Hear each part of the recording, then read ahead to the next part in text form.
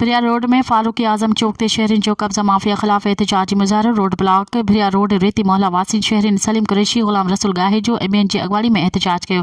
मुजाहिरो कंदड़नि चयो त असां गुज़िरियल 40 सालनि खां पंहिंजे घरनि में वेठा आहियूं।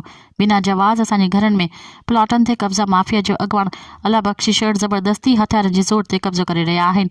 हुननि वधीक ॿुधायो त असां ग़रीब मिसकिन लखें रुपया पोरियो करे घर ठाहिया आहिनि। असां वटि काग़ज़ बि मौजूदु आहिनि। हुननि SSP नौशर फ़िरोज़ DC नौशर फ़िरोज़ ऐं ॿियनि वसवारनि खां मुतालबो कयो त कब्ज़ा खोरनि मां जान आजी करे इंसाफ़ कयो वञे।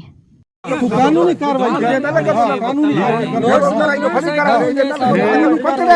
तरीके से ही मुझे रजिस्ट्री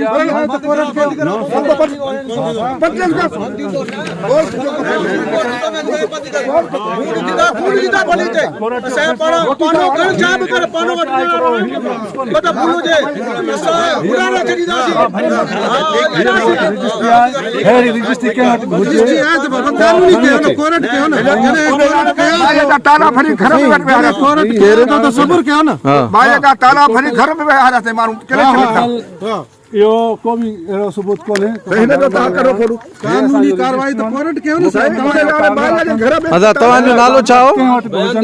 तव्हां जो नालो छा आहे? साईं शेर साहब तव्हां जो नालो? मुझे नालो अल्लाह बख्शा। अल्लाह बख्श। पाण काथां जा? जी पाण काथां जा? पाण मां पक्का चंग जो। पक्का चंग जो। असां प्रॉपर्टी हिते भिराड़ में आहिनि। घणियूं घणा एकड़ था चो तव्हां? मुंहिंजी 18.5 एकड़ हिकिड़ो मिंट 18.5 एकड़ हिकिड़ी मुंहिंजी रजिस्ट्री आहे ऐं 2 एकड़ मुंहिंजी हिते आहे। सही मुंहिंजा 22 एकड़ 22.5 एकड़ रजिस्ट्री हिते आहिनि। अच्छा उहा रेवेन्यू तव्हांखे माप करे उहा एराज़ी क्लियर करे ॾिनी आहे? क्लियर ॾिनी आहे। मज़ीद ख़बरनि ऐं तफ़सीलात लाइ विज़िट कयो असांजी वेबसाइट www.awamiNewsHD.com ऐं ॾिसंदा रहो अवामी न्यूज़ HD।